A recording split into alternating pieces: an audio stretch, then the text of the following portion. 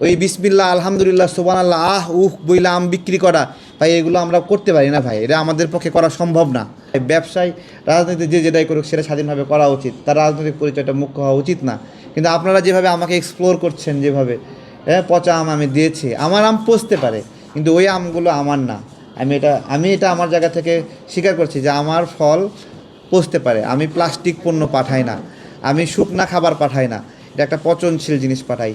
4 দিনের মাথায় 5 দিন আম গ্রহণ না করলে এটার 12টা বেজে যায়। তারা সবচেয়ে বেশি খারাপটা কাজ করছে, গালিগালাজ করছে, তারা প্রচুর গালিগালাজ করছে এবং একবারে 14 গোষ্ঠী উদ্ধার করছে। আমি জানি না কেন গালিগালাজ করতেছে, আমার কাস্টমার না কিছু না, গালিগালাজ। এবং আরও যেটা করছে, জামাত শিবিরের নেতাকর্মীরা তারা ফাও আম পাওয়ার চেষ্টা করতেছে, ভুয়া বিকাশ কার্ড তৈরি করে আমাকে পাঠাচ্ছে যে টাকা পাঠিয়েছি আম পাঠান, এরকম করে কয়েকজনকে পাঠিয়েছিল। এই যে টাকা পে না করেই আম পাওয়ার ইচ্ছা, এইভাবে আপনারা আম খেতে চাবেন কেন? আপনারা কি গরিব?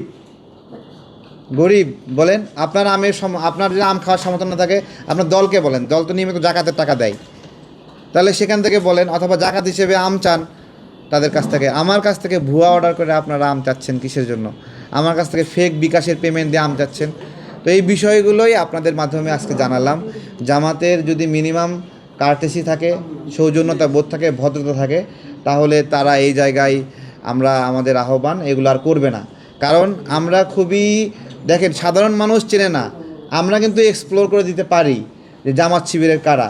এ বাংলাদেশে খুব সীমিত সংখ্যক মানুষ জামাত শিবিরের সমর্থক, খুব সীমিত সংখ্যক মানুষ। এবং ওই সেলাররা যদি জেনে যায় ওই বিসমিল্লাহ আলহামদুলিল্লাহ সুবহানাল্লাহ আহ উহ বইলা আম বিক্রি করা, ভাই এগুলো আমরা করতে পারি না ভাই, এটা আমাদের পক্ষে করা সম্ভব না। ঠিক আছে, গাছ থেকে একটা পাকা পাড়া আম, ওই আম জীবনেও মিষ্টি হয় না।